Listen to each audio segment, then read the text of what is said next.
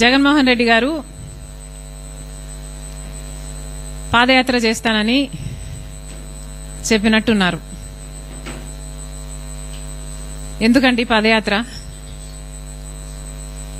అధికారం కోసమే కదా, అధికారం కోసమే కదా ఈ పాటలన్నీ.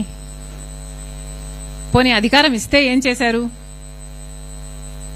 కనీసం రాజశేఖర రెడ్డి గారి జలయజ్ఞమైనా పూర్తి చేయగలిగారా?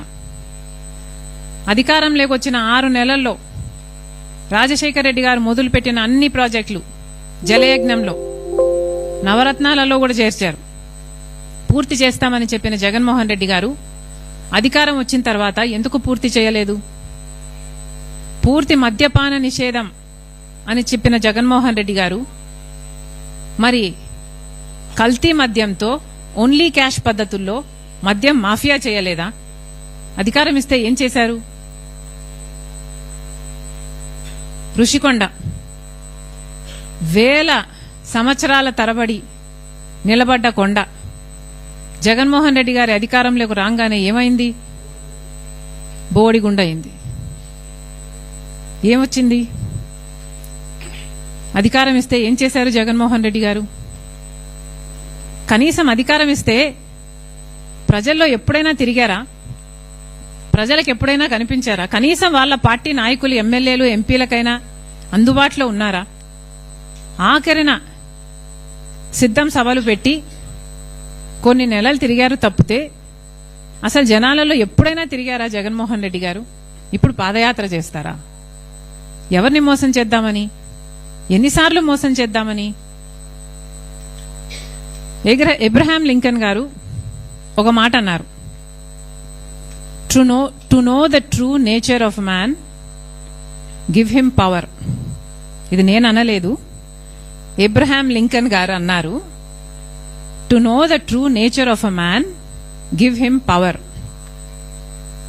అంటే ఒక మనిషి నిజమైన నైజం తెలియాలంటే ఆయనకు అధికారం ఇచ్చి చూడండి అని అన్నాడు.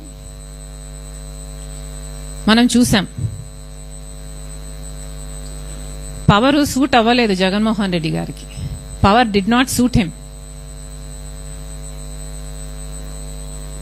జగన్మోహన్ రెడ్డి గారి నేచర్ మారాలి, జగన్మోహన్ రెడ్డి గారి నైజం మారాలి.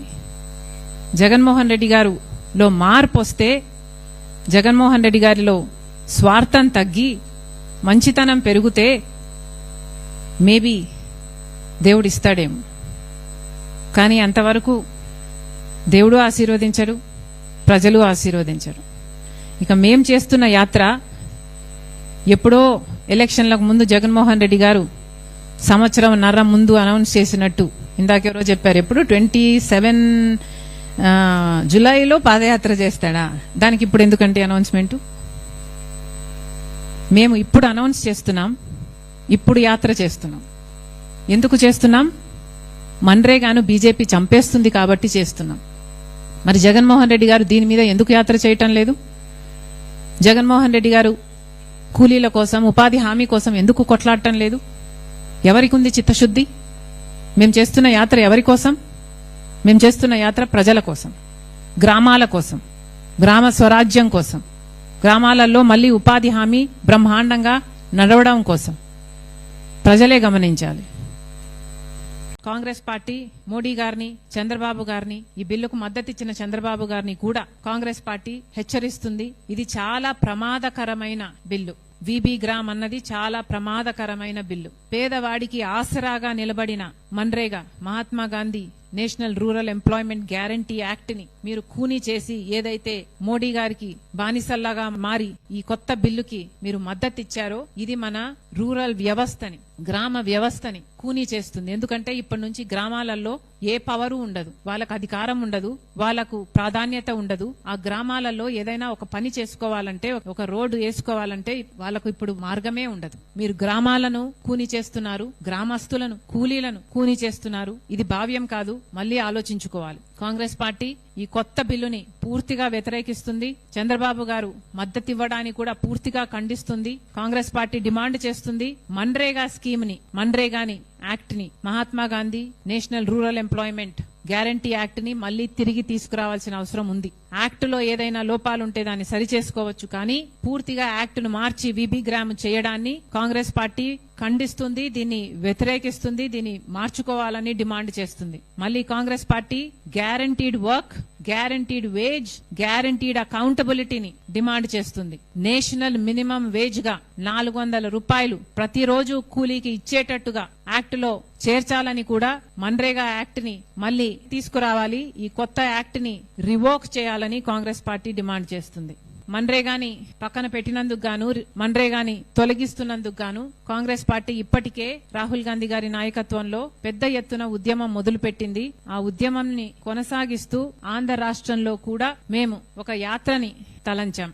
ఫిబ్రవరి 2వ తేదీకి 20 ఏళ్లు అవుతుంది మన్రేగాని ప్రవేశపెట్టి. ఫిబ్రవరి 2వ తేదీన 20 ఏళ్లు అవుతుంది. ఫిబ్రవరి 2, 2006 లో రాజశేఖర్ రెడ్డి గారు, సోనియా గాంధీ గారి నాయకత్వంలో, మన్మోహన్ సింగ్ గారి సమక్షంలో ఇది లాంచ్ చేయడం జరిగింది.